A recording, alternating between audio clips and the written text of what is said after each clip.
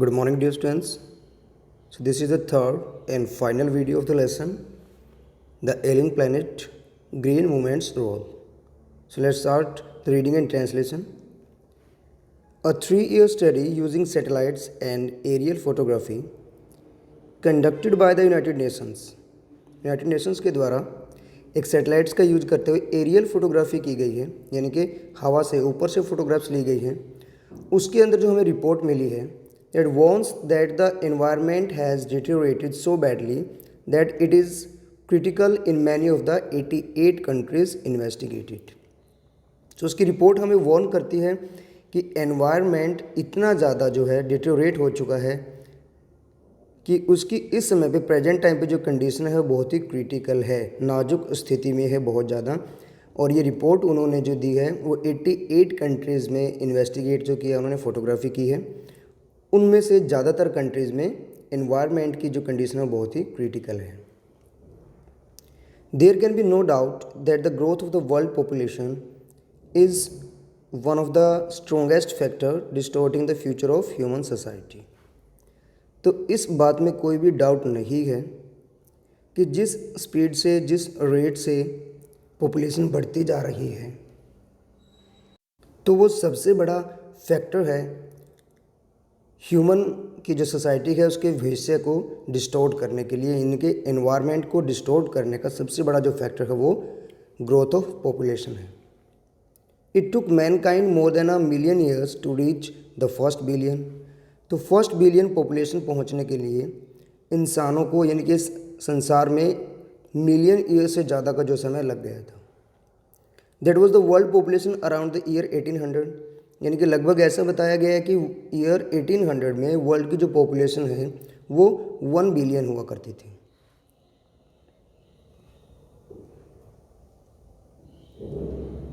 By the year 1900 a second billion was added. और 1900 तक आते आते 1 बिलियन और उसमें ऐड हो गया. And the 20th century has added another 3.7 billion. और अकेले 20th सेंचुरी के तक आते आते हमारे 20th सेंचुरी में ही 3.7 बिलियन और पॉपुलेशन ऐड हुई है. The present world population is estimated at 5.7 billion. So जब ये आर्टिकल राइट किया गया था उस टाइम पे उन्होंने बताया था कि वर्ल्ड की लगभग जो अगर एस्टिमेट लगाया जाए पॉपुलेशन का वो 5.7 बिलियन है. और यदि अब हम देखें एट प्रेजेंट जो वर्ल्ड की पॉपुलेशन है that is 7.8 billion. Every 4 day the world population increases by 1 million. हर 4 दिन के बाद एक एस्टिमेट लगाया गया कि पूरे वर्ल्ड की जो पॉपुलेशन है वो 1 मिलियन इंक्रीज हो जाती है. So fertility falls as income rise. जो फर्टिलिटी है, उपजाऊ क्षमता जो है वो कम होती चली जाती है. कब?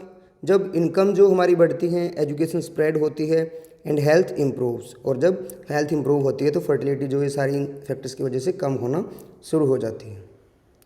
दस development is the best contraceptive.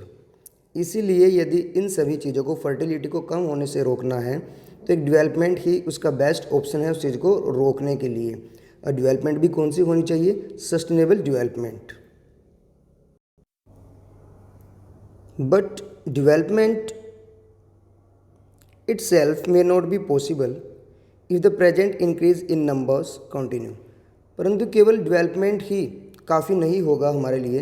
यानी कि डेवलपमेंट करने से ही केवल हमारे पास ये पॉसिबल नहीं होगा कि हम फर्टिलिटी को इंक्रीज कर सकते हैं, कंडीशन को इम्प्रूव कर सकते हैं, यदि जिस गति से ये जनसंख्या बढ़ती जा रही है उसको नहीं रोका गया तो. The rich get richer. अमीर और अमीर हो जाता है. And the poor beget children which condemns them to remain poor. और गरीब व्यक्ति जो है और बच्चे पैदा करते हैं जिससे कि वो मजबूर होते हैं एक गरीबी में रहने के लिए. More children does not mean more workers. तो जैसे गरीब लोग सोचते हैं कि जितने ज़्यादा बच्चे होंगे वर्कर्स मिलेंगे उनको काम करने के लिए. तो ज़्यादा बच्चों का मतलब ये नहीं है कि वर्कर्स ज़्यादा हैं आपके पास. Merely more people without work. तो उसका मतलब क्या है कि ज़्यादा लोग होंगे जो कि बेरोजगार हैं. मतलब बेरोजगार की जो संख्या जो है वो ज़्यादा बढ़ती चली जाएगी. It is not suggested that human beings be treated like cattle and compulsorily sterilised. तो ऐसा सुझाव नहीं दिया गया है कि इंसानों को जो है कैटल, पशुओं की तरह ट्रीट किया जाए और उनको ज़बरदस्ती जो है कंट्रोल करने के लिए बोला जाए, उनको ज़बरदस्ती उन पर रोकथाम लगाई जाए। But there is no alternative to voluntary family planning without introducing an element of coercion. लेकिन हमारे पास कोई ऑल्टरनेटिव नहीं है, कोई और ऑप्शन नहीं है। किस चीज़ के अलावा? कि लोग जो है स्वयं अपनी मर्जी से वॉलंटियर बन के फैमिली प्लानिंग करें without introducing an element of coercion, कि लोगों के ऊपर चीज़ को थोपा ना जाए, इम्पोज ना किया जाए। The choice is really between control of population and perpetuation of poverty. So choice आपके पास बिल्कुल है दो चीज़ों के बीच में, या तो पॉपुलेशन बढ़ती चली जाए या फिर जो गरीबी है उसको परपेचुएट होने दिया जाए। ये choice is between control of population, या तो पॉपुलेशन को कंट्रोल किया जाए, या फिर जो पॉवर्टी गरीबी बढ़ती जा रही है, परपेचुएट मीन्स बढ़ते चले जाना आगे उसको जो है बढ़ने दिया जाए। The population of India is estimated to be 920 million today. तो उस समय पर जब उन्होंने ये आर्टिकल लिखा तो उन्होंने कहा था कि एक अंदाजे के अनुसार, यानी कि एक एस्टिमेट के अनुसार इंडिया की पॉपुलेशन 920 मिलियन थी उस समय पर। इस टाइम हम देखें लगभग 136 करोड़ के नज़दीक इंडिया की पॉपुलेशन पहुंच चुकी है। More than the entire population of Africa and south America put together. Africa continent है, साउथ अमेरिका एक कॉन्टिनेंट है, उन दोनों को मिलाकर उससे भी ज़्यादा भारत की अकेले एक कंट्री है जो उसकी पॉपुलेशन ज़्यादा है। No one familiar with the condition in India would doubt that the hope of the people would die in their hungry hutments unless population control is given top most priority. So जो भी भारत की परिस्थितियों से अवगत है, जानता है, तो उसको इस बात में कोई भी डाउट नहीं होगा कि लोगों को अच्छा जीवन की जो आशाएँ हैं वो ऐसे ही मर जाएंगी, उनकी झोंपड़ियों में ही भूखे ही वो रह जाएंगे, जब तक पॉपुलेशन कंट्रोल, जनसंख्या नियंत्रण को सबसे ज़्यादा प्रायोरिटी नहीं दी जाती है। For the first time in human history we see a transcending concern. मानव इतिहास में से पहली बार देखा गया है कि लोगों के अंदर एक बहुत अच्छा कंसर्न, चिंता, अवेयरनेस आई है। और वो क्या है? The survival not just of the people but of the planet, कि लोगों को ही जीवित रहने के लिए सर्वाइवल पे फोकस नहीं किया जा रहा है, बल्कि प्लेनेट के बारे में भी जो है चिंता दिखाई जा रही है। We have begun to take a holistic view of very basic of our existence. हमने अपने एग्जिस्टेंस का वेरी बेसिक जो हमारा एग्जिस्टेंस का है, होलिस्टिक व्यू की तरफ जो है अपना नज़रिया शिफ्ट कर लिया, यानी कि हमारा इस समय पर जो परसेप्शन है वो मैकेनिस्टिक व्यू से कैसे बन गया? होलिस्टिक व्यू बन गया है। The environmental problems does not necessarily signal our demise. Environment में जो सारी प्रॉब्लम्स हैं वो ये नहीं है कि ज़रूरी एक तरफ की सिग्नल कर रहे हैं कि हमारा अंत नज़दीक है। No, it is our passport for the future. Rather ये हमारा एक पासपोर्ट है फ्यूचर के लिए, कि आपका फ्यूचर किस तरह का होगा वो आप इस तरह से अंदाज़ा लगा सकते हैं। The emerging new world vision has ushered in the era of responsibility. So एक नया जो वर्ल्ड विज़न आ रहा है, ये होलिस्टिक व्यू वाला, हैज़ असर्ड, एंटर कर चुका है, प्रवेश कर चुका है एरा ऑफ रिस्पॉन्सिबिलिटी में, एक ऐसे युग में जो कि जिम्मेवारियों से भरा हुआ अपनी जिम्मेवारियों को समझता है। It is a holistic view, an ecological view, seeing the world as an integrated whole rather than a dissociated collection of parts। सो एक होलिस्टिक व्यू है, इकोलॉजिकल व्यू है, जो कि संसार को टुकड़ों में ना देखकर बल्कि उन सभी टुकड़ों से मिलकर बना हुआ एक पूरे पार्ट के रूप में देखता है। Industry has a most crucial role to play in this new era of responsibility.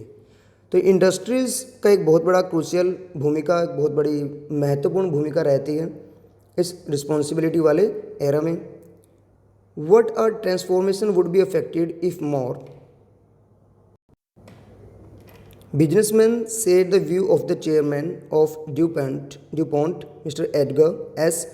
Woolard, who 5 years ago declared himself to be the company's chief environmental officer। यदि सभी businessman, industrialist DuPont, mister Edgar S Woolard, जो कि 5 साल पहले जिन्होंने अपने आप को डिक्लेयर किया था कंपनी का चीफ एनवायरमेंटल ऑफिसर, यदि उन जैसे ही सभी विचार रखें तो बहुत ही अच्छे रहेंगे। तो उन्होंने क्या कहा था? He said our continued existence as a leading manufacturer requires that we excel in environmental performance.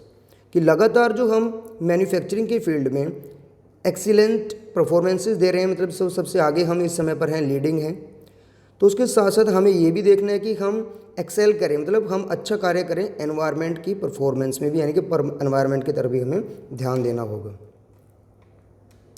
Of all the statements made by Margaret Thatcher during the years of her prime ministership.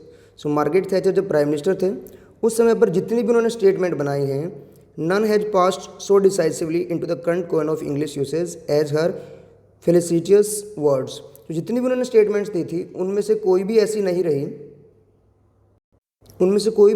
रही है जिसने कि इतना निर्णायक रूप से अपने शब्दों से इतना प्रभावित किया हो लोगों को। सो उनके वर्डिंग क्या थे? No generation has a freehold on this earth. किसी भी जनरेशन का फ्री होल्ड नहीं है इस अर्थ के ऊपर। All we have is life Tennessee.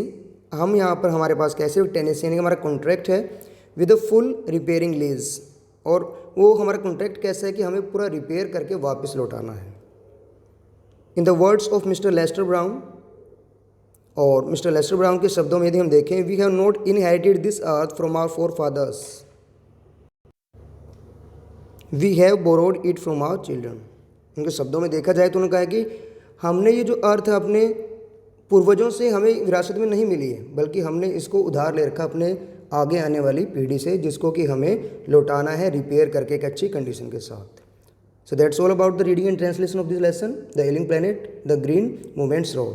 Thank you very much.